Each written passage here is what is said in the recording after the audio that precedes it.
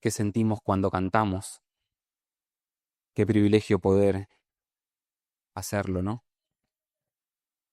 Vamos a continuar con la serie de Romanos y los invito a que vayan abriendo sus Biblias. Romanos capítulo 13. Ya nuestro hermano Maxi estuvo leyendo la porción que hoy vamos a estar meditando. Romanos capítulo 13, versículos del 8 al 10.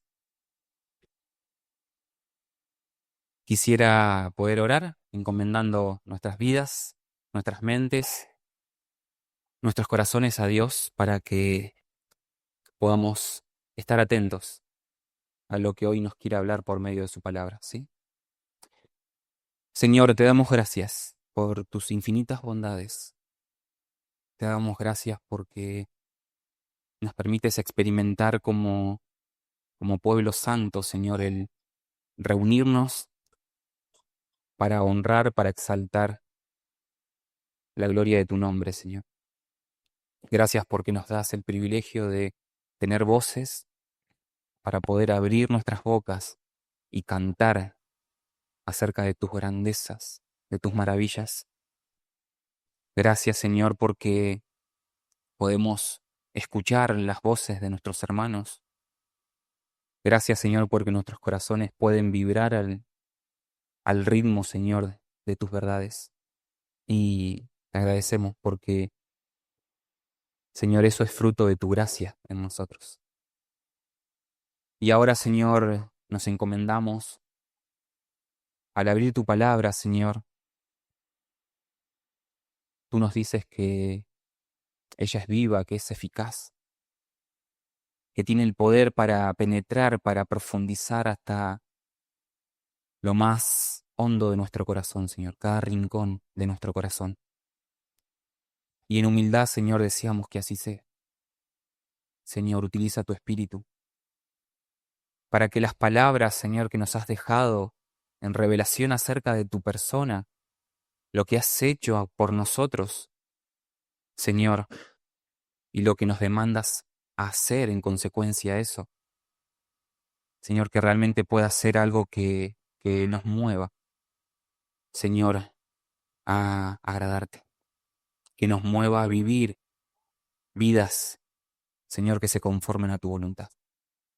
Danos la atención, danos la humildad necesaria, danos la seriedad de saber que estamos ante tu verdad. Señor, transforma nuestras vidas. Queremos darte gloria. Te lo pedimos en el nombre de Jesús. Amén.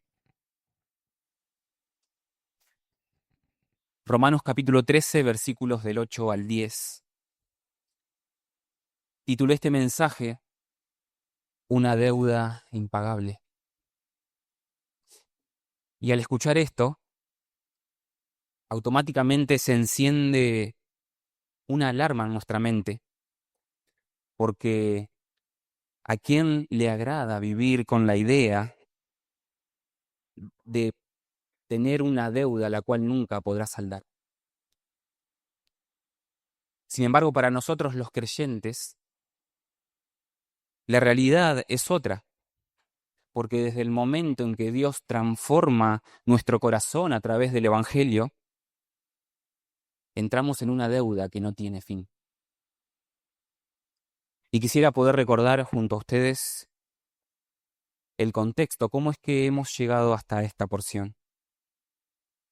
Venimos de ver que una de las mayores evidencias de un cristiano agradecido por la misericordia de Dios es someterse a las autoridades.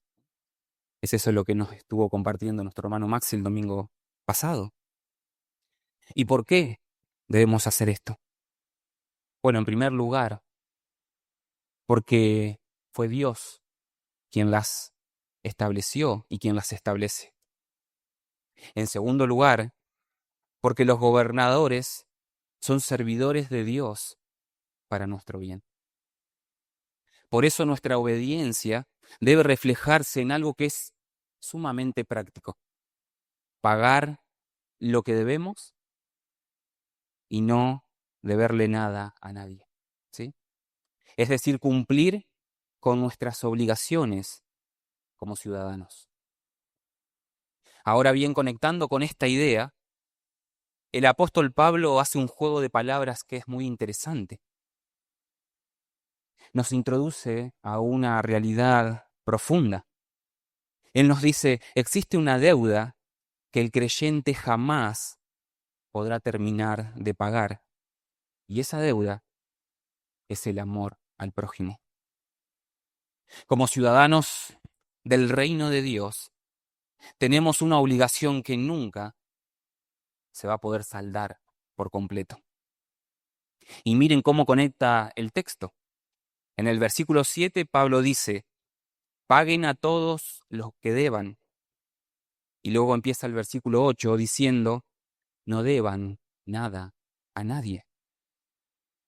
Pero inmediatamente Pablo, de una manera astuta, introduce la excepción. La única deuda impagable para el cristiano es el amarnos los unos a los otros. Y esta es la idea central del pasaje que vamos a estar meditando hoy, el cual se divide en dos partes muy claras. En primer lugar, los versículos 8 y 9, donde veremos que la deuda de amarnos mutuamente es el cumplimiento real de la ley. Y en segundo lugar, en el versículo 10, veremos que se nos muestra que el amor es inofensivo para el prójimo y que por lo tanto cumple perfectamente con el espíritu de la ley. Pasemos al primer punto, que es la deuda permanente del creyente. Pablo quiere sacudir la mente de sus oyentes. Por eso, antes de ir al grano, vuelve a insistir, no le deban nada a nadie. Pero justo ahí, con mucha intencionalidad, conecta esa idea con lo que realmente él quiere que comprendan. Nos dice, no deban nada a nadie, excepto el amarse unos a otros. Hay una sola cosa, dice Pablo, que escapa a la regla de no tener deudas para el creyente, y eso es el amor hacia el prójimo. En el texto original, la frase se lee como si fuese un mandato continuo. A nadie estén debiendo nada, sino el estar amando unos a otros. Piénsenlo de la siguiente manera. Como ciudadanos del cielo, tenemos un impuesto espiritual que es constante. Un impuesto divino que por motivos de conciencia debemos pagar día tras día. Hagamos el contraste. Ya vimos que pagar los impuestos a los gobernantes de esta tierra es un acto de obediencia a Dios, porque ellos cumplen un propósito divino. Lo hacemos por cuestiones de conciencia, dice Pablo. Bueno, de la misma manera, nuestra ciudadanía celestial nos exige pagar este impuesto divino, que es el amor al prójimo. Pero en esta realidad no le pagamos a un gobernante humano, le pagamos a Cristo. Es a Él a quien honramos bajo su autoridad cuando amamos a los demás. Pagando nuestros impuestos terrenales, honramos a los gobernantes.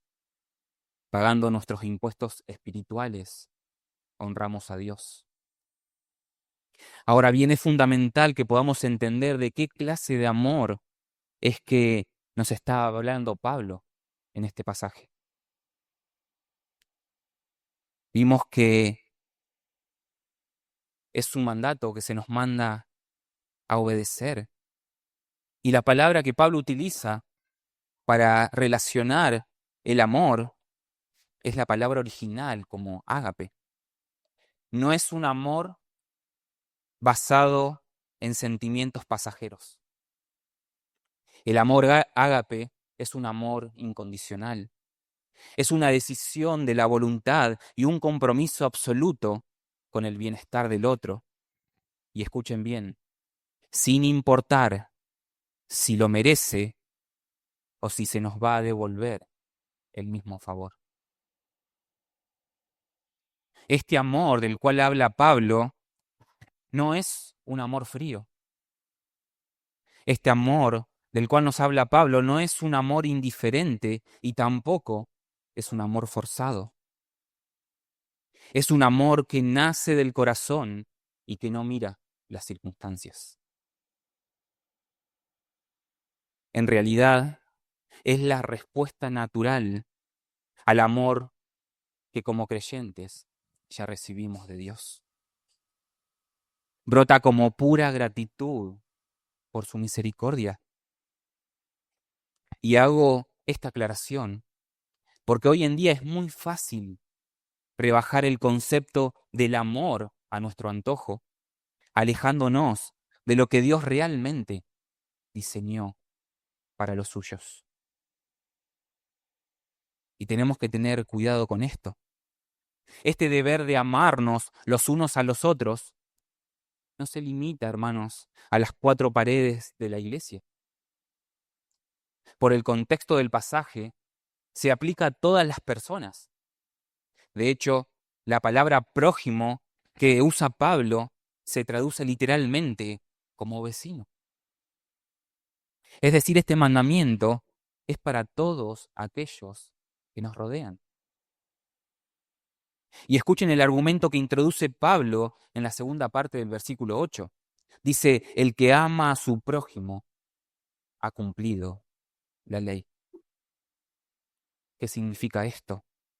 Significa que cuando amamos al prójimo, el carácter santo de la ley de Dios se ve reflejado en nuestras vidas. Además, en el idioma original, la expresión ha cumplido indica una acción del pasado, pero que también sigue vigente hoy.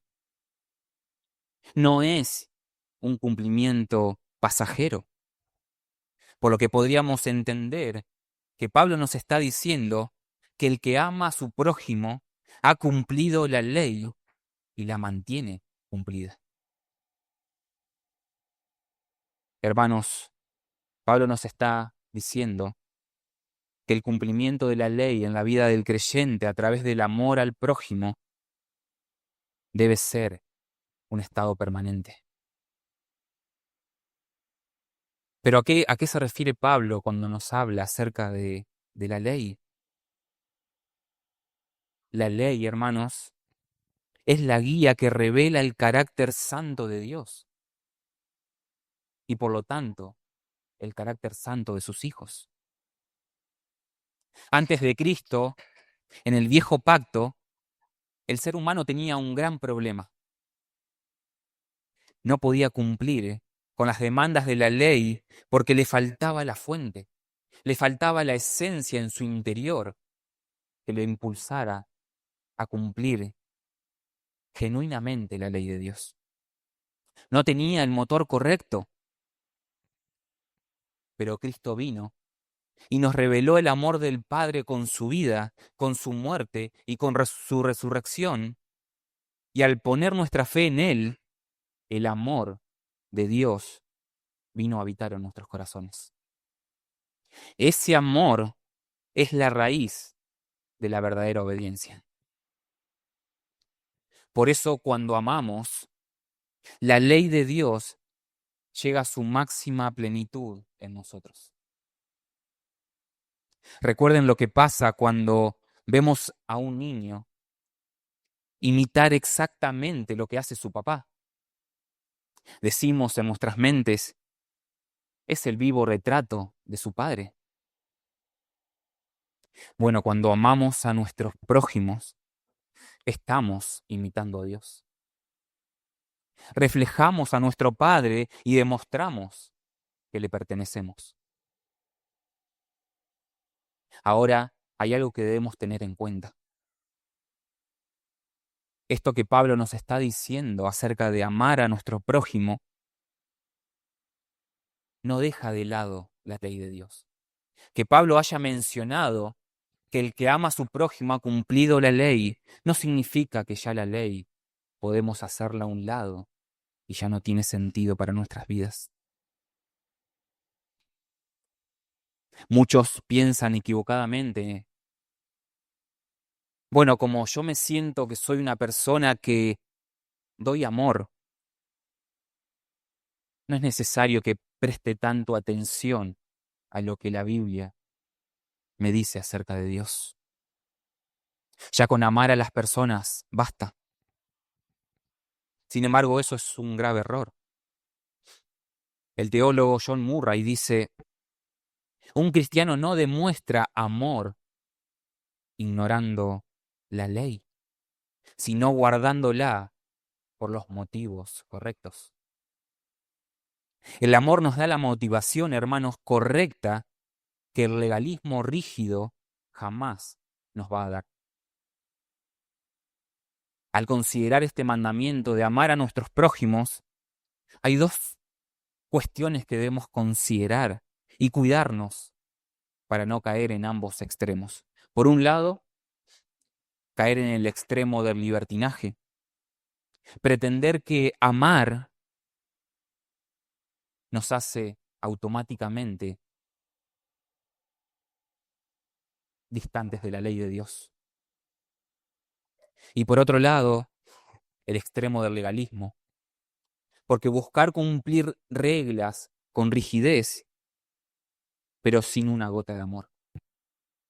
Podemos encontrarnos viviendo, intentando amar a nuestros prójimos, porque entendemos que la palabra de Dios nos manda a amar al prójimo, pero en nuestros corazones no hay ni una gota de amor.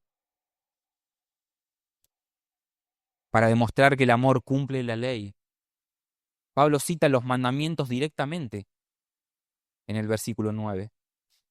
Y el argumento es porque esto, dice Pablo, no cometerás adulterio, no matarás, no hurtarás, no codiciarás, y cualquier otro mandamiento en estas palabras se resume. Amarás a tu prójimo como a ti mismo. Todas las demandas de Dios se resumen en el amor. Es exactamente lo mismo que Jesús le respondió a aquel intérprete de la ley en Mateo capítulo 22, cuando le preguntó cuál era el mayor mandamiento, y Jesús le responde contundentemente, en primer lugar, amarás al Señor tu Dios con todo tu corazón. Y el segundo mandamiento, le dice Jesús, es semejante a este. Amarás a tu prójimo como a ti mismo. De estos dos mandamientos, dice Jesús, depende toda la ley y los profetas. Hermanos, si hay algo que tenemos que entender, es que entre la ley y el amor hay una conexión inseparable. No podemos decir que amamos a Dios si no amamos al prójimo. Y no podemos amar al prójimo correctamente si no amamos primeramente a Dios. Y noten el estándar que se nos da. Dice Pablo, amar al prójimo como a ti mismo. La forma en que tratamos a los demás debe ser igual a la manera en que nos cuidamos a nosotros mismos. A menos que alguien busque su propio mal o se autoflagele, cosa que nadie hace de forma natural. Nuestro deber es mirar al otro con el mismo cuidado y valor con el que nosotros nos miramos al espejo. Entonces, para resumir este primer punto, Pablo nos dice que como creyentes formamos parte de una deuda sin fin, que es amar a nuestro prójimo.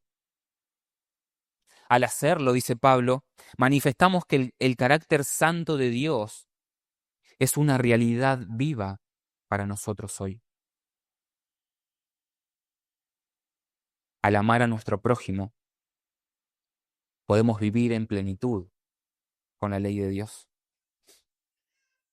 Y esto nos conecta directamente con el segundo punto, donde Pablo nos va a mostrar que el amor no hace mal al prójimo. Llegamos a comprender que el amor no es inofensivo. El versículo 10, Pablo concentra toda su atención en lo que produce el verdadero amor. Es decir, ese amor que nace de un corazón que ya experimentó el amor de Dios. El texto dice claramente que el amor no hace mal al prójimo. Y quisiera que lo puedan pensar por un momento. Bajo ninguna circunstancia se puede concebir la idea de que amar cause daño a quien recibe ese amor. De hecho, Pablo nos muestra que esto es algo sencillamente imposible. No hay forma de que al expresar el amor genuino de Dios en nuestros corazones hacia los demás, terminemos causándoles un perjuicio. Lo interesante es cómo conecta Pablo esta verdad con su conclusión, porque dice que precisamente por ser inofensivo el amor es el cumplimiento de la ley. Y esto nos permite comprender dos cosas, dos realidades que son profundas. La primera realidad es que el espíritu de la ley refleja el carácter santo de Dios y en Dios no existe el más mínimo rastro de maldad. Como nos recuerda 1 de Juan capítulo 1 versículo 5, el cual nos dice, Dios es luz y en Él no hay ninguna tiniebla. O como escribe Santiago en su carta, no se engañen, dice, mis amados hermanos, toda buena dádiva y todo don perfecto desciende de lo alto, del Padre de las luces, en el cual no hay mudanza ni sombra de variación. Por lo tanto, la declaración de Pablo cobra todo el sentido del mundo. Si el amor de Dios habita en nosotros a través de Cristo y decidimos derramar ese amor sobre nuestro prójimo, ese amor mantiene su pureza original. ¿Y cuál es el resultado? Únicamente el bienestar de todo aquel que lo recibe. Nada malo puede salir de un corazón que ama con el amor de Dios. La segunda realidad que debemos entender es que el amor es el cumplimiento pleno de la ley.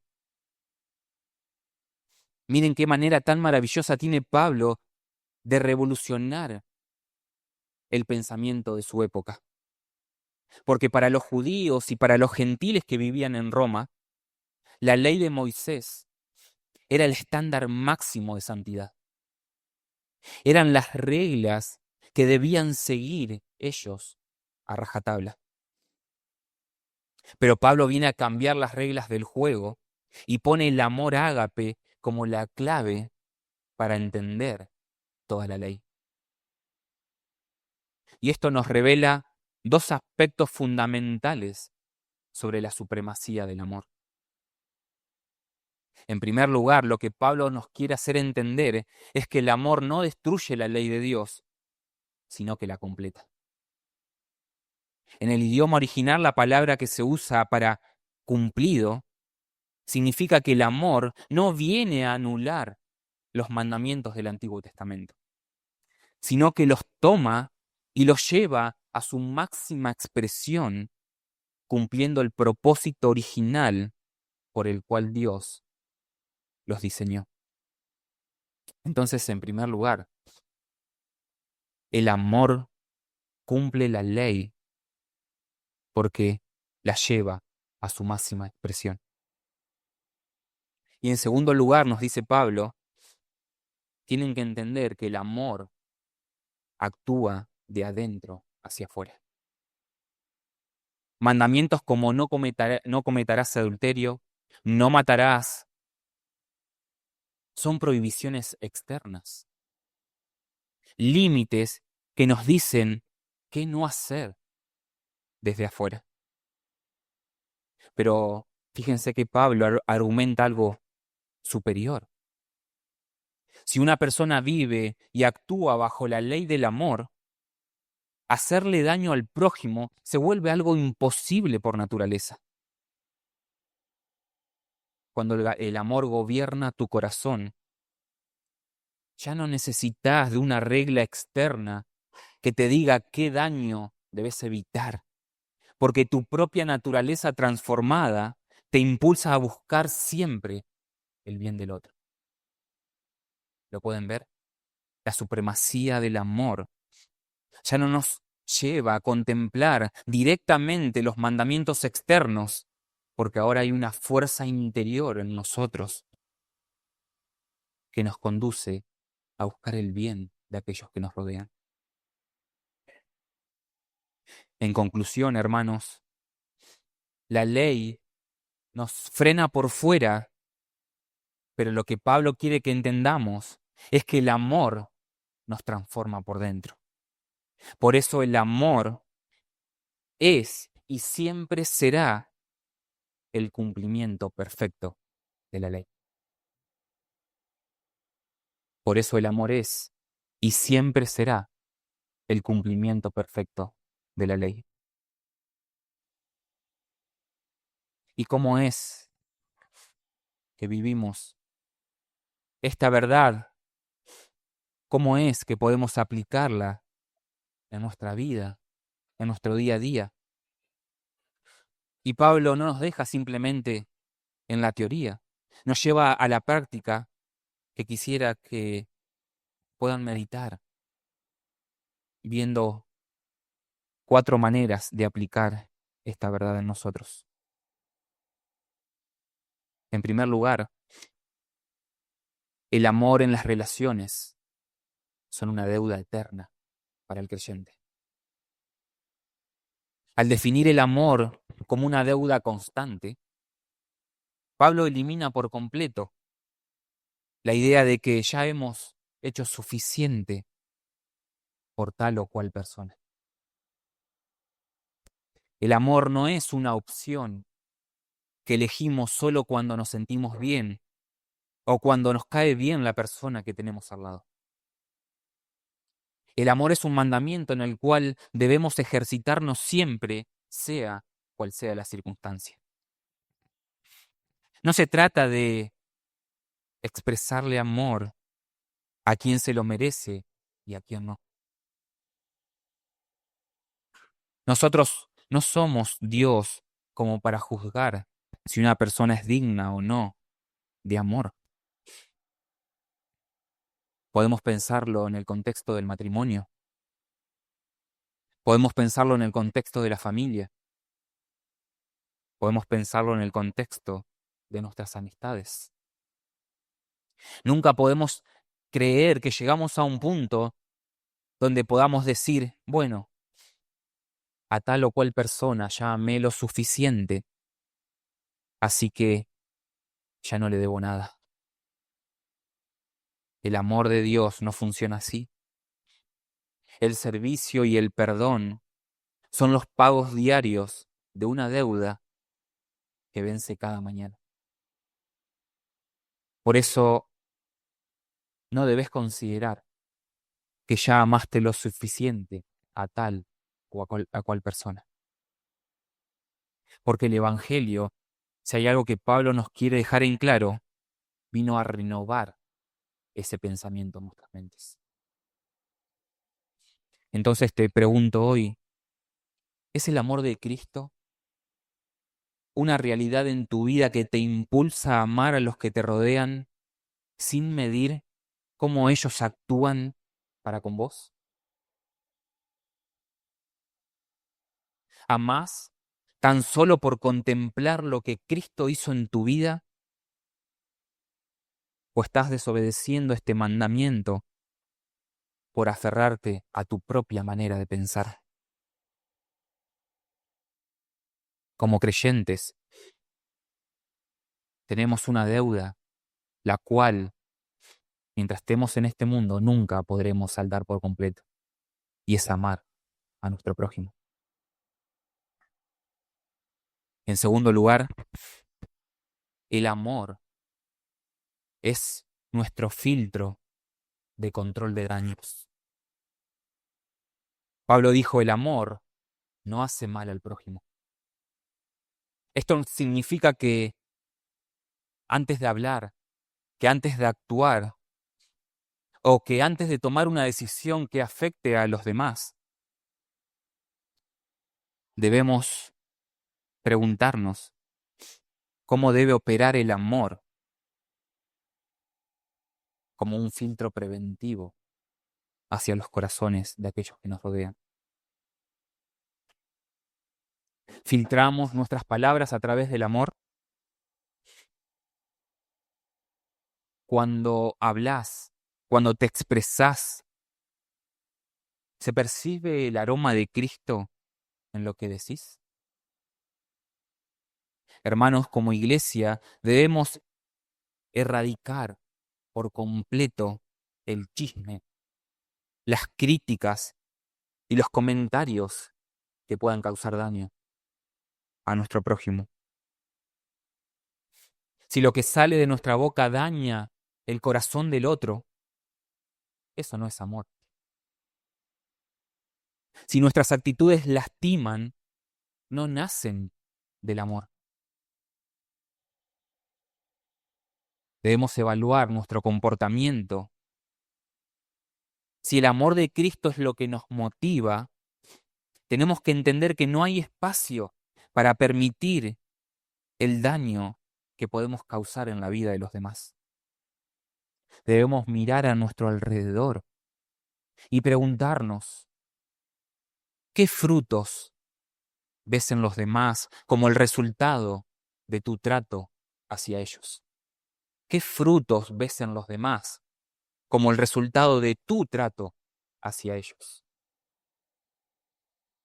¿De verdad estás siendo de bendición para los que te rodean? ¿O muchas veces dejas a un lado este mandamiento y respondes conforme te tratan? El amor de Dios en tu corazón, si habita en él, te manda a dar amor, sea cual sea el trato de los demás hacia vos. En tercer lugar, el amor simplifica tus decisiones morales. A veces nos abrumamos como creyentes intentando memorizar un catálogo interminable de reglas sobre lo que está bien y sobre lo que está mal. Pero Pablo nos simplifica la vida cristiana resumiendo la ética en una sola pregunta.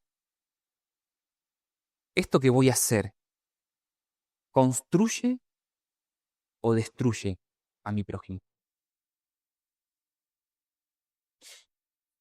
Si alguna vez te encontrás en una zona gris, moral, donde no sabes cómo responder, donde no hay una regla escrita o un versículo explícito que te diga qué debes hacer,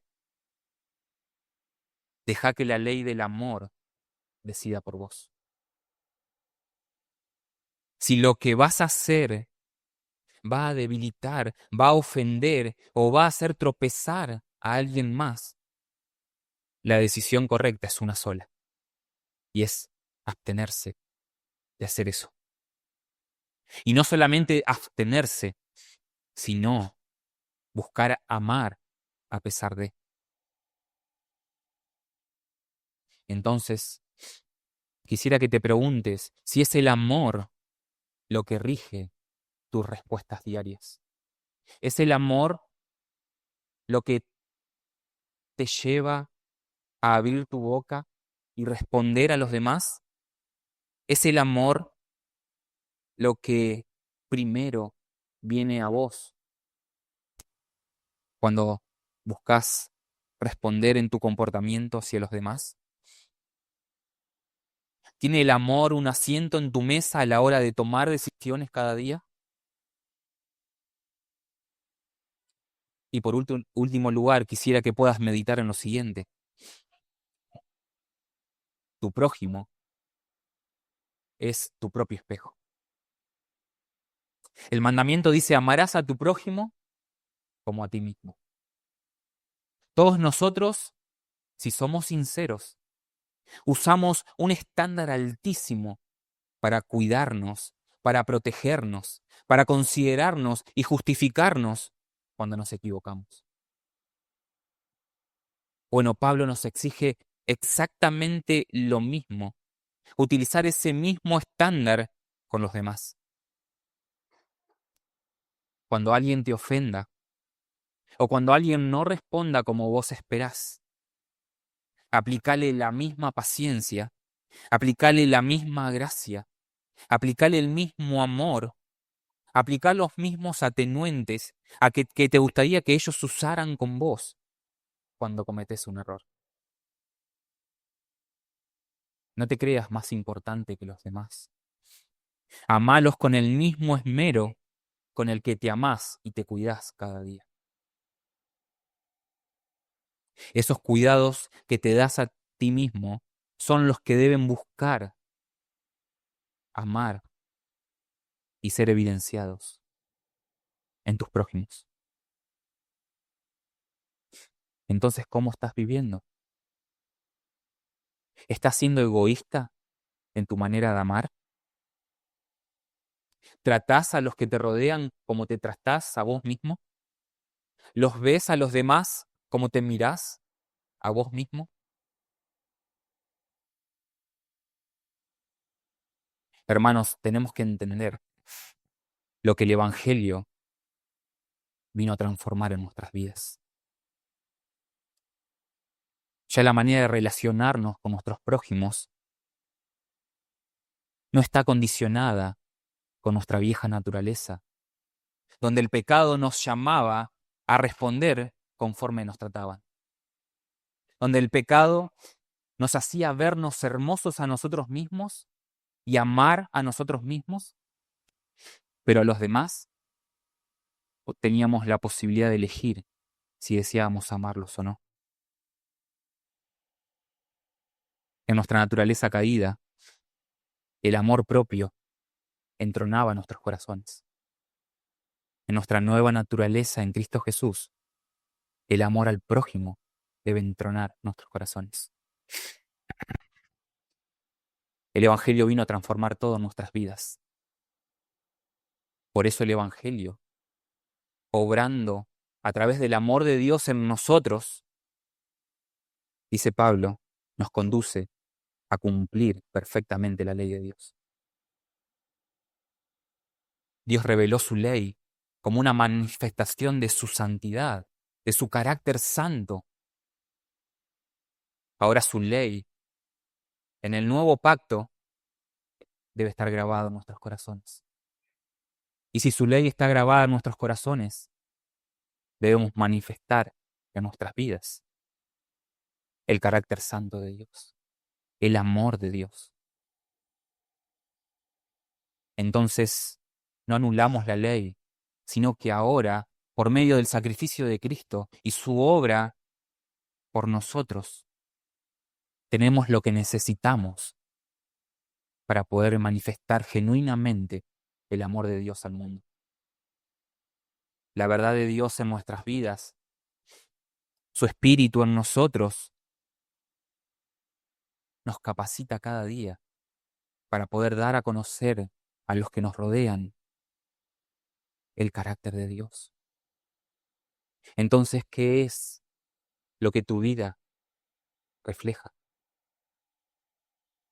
Los que te rodean pueden ver el Evangelio a través de tus palabras, a través de tus actos. ¿Es el amor de Dios lo que contemplan cuando te miran? El Evangelio debe obrar en nuestras mentes para cambiar nuestra manera de vivir, para cambiar nuestra manera de pensar de qué se trata el amor. El amor para el creyente ya no es algo egoísta, sino que ahora es algo para dar a aquellos que nos rodean. Y por último, quisiera hablarle firmemente a tu corazón, porque si al escuchar este mensaje te das cuenta que el amor de Cristo no habita en tu vida, si podés examinar tu corazón y te das cuenta que no tenés un deseo por amar a tu prójimo, el camino no es a que te esfuerces con tus propias fuerzas para amar. El camino es arrepentirte y creer en Jesús. ¿Y por qué es necesario hacer eso? Porque solo al contemplar el perfecto amor de Cristo en la cruz del Calvario, nuestros corazones son verdaderamente transformados. A la luz de semejante entrega, no podemos hacer otra cosa más que amar a quienes nos rodean. Contemplando al Hijo de Dios viniendo al mundo, viviendo lo que nosotros jamás vamos a poder vivir de manera perfecta delante de Dios, aún siendo rechazado por aquellos que lo rodeaban, siendo colgado en una cruz, derramando su sangre. Qué manifestación tan inmensa y gloriosa de amor. Qué amor tan puro, qué amor tan santo, qué amor tan perfecto. Solo en contemplación a ese amor y en arrepentimiento de no vivir para la gloria de Dios, el único camino es creer en Jesús, que es la única viva para que nosotros podamos conocer de qué se trata el verdadero amor. El verdadero amor es aquel que produce un bien eterno a nuestra alma y que nos capacita cada día para poder amar con sinceridad. Jesús, nuestro mayor ejemplo de amor, obrando para un bien eterno de los suyos. Ahora ese amor, en unión con Él, nos mueve y nos motiva a amar de la misma manera a quienes nos rodean. Jesús entregó su vida por amor para que por medio de la fe en Él, vos y yo podamos ser salvos. Ese es el perfecto amor. Ese es el amor digno de toda nuestra adoración. Entonces, si ese amor no es lo que hace latir tu corazón cada día para amar a quienes te rodean, es necesario que hoy puedas mirar a Jesús y en arrepentimiento depositar en Él toda tu fe. No debes tardarte en rendirte a Él. Y consideremos, hermanos, que el amor ha cumplido la ley, que el amor en nuestras vidas como hijos de Dios es aquello que revela al mundo a quien le pertenecemos. Entonces, que podamos examinarnos, que podamos comprender que hay una deuda cada día, desde el momento en que abrimos nuestros ojos, que debemos saldar, y es el amar los unos a los otros. ¿Vamos a orar? Señor, te damos gracias. Te damos gracias porque tu palabra, Señor, es perfecta. Porque tu palabra golpea nuestras conciencias. Porque tu palabra humilla nuestros corazones. Te damos gracias, Señor, porque nos enseñas cómo vivir a la luz de lo que has hecho por nosotros. Señor, un mandamiento tan claro para nuestras vidas. Una realidad que debería verse, Señor, a la luz de tu evangelio, Señor, y que es una deuda constante de amar a nuestros prójimos. Señor, entender que es el amor de Cristo lo que nos motiva, lo que nos mueve a amar a quienes nos rodean. Y que de esa manera, Señor, podemos vivir genuinamente con todo aquello que es una manifestación clara de tu carácter, que es el cumplimiento perfecto de tu ley. Ayúdanos, Señor. Ayúdanos a que sea el amor de Cristo lo que nos mueva cada día a amar a quienes nos rodean. Ayúdanos a no ignorar, Señor, que tu verdad nos llama, nos mueve, nos impulsa a amar sin condición, Señor. A no estar, guardanos de no estar examinando y decidiendo según seamos tratados si amamos o no amamos. Ayúdanos a mirar a Jesús más claramente, que aun siendo sus enemigos, vino a morir y a manifestarnos su amor. Señor, ayúdanos a entender que el amor no hace mal al prójimo. Si muchas veces lastimamos a los que nos rodean, queremos pedirte perdón, Señor. Queremos pedirte perdón porque claramente no estamos siendo dirigidos y gobernados por tu amor. Ayúdanos, Señor. Ayúdanos a meditar en esto.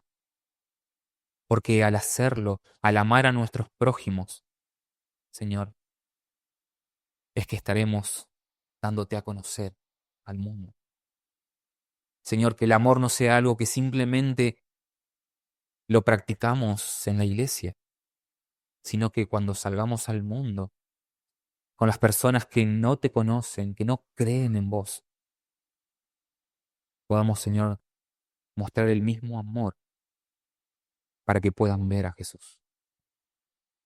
Señor, ayúdanos a entender que todo esto que estuvimos meditando debe tener el propósito de cambiar nuestra manera de pensar. Si has sido misericordioso con nosotros y nos has amado a pesar de haber sido tus enemigos, de haberte ofendido desde el momento en que nacemos, ¿por qué, Señor, creemos y nos damos el permitido de nosotros comportarnos de una manera diferente ante los demás? Ayúdanos a amar a nuestro prójimo y a entender que de esa manera estamos cumpliendo con tu ley. Danos gracia, danos fuerza, danos intención por medio de tu Espíritu, para que la manera en que vivamos sea en un continuo amor hacia nuestros prójimos. Que no descansemos creyendo de que ya hicimos lo suficiente, sino que podamos amar hasta el fin, como Jesús nos amó. Te lo pedimos en el nombre de Jesús. Amén.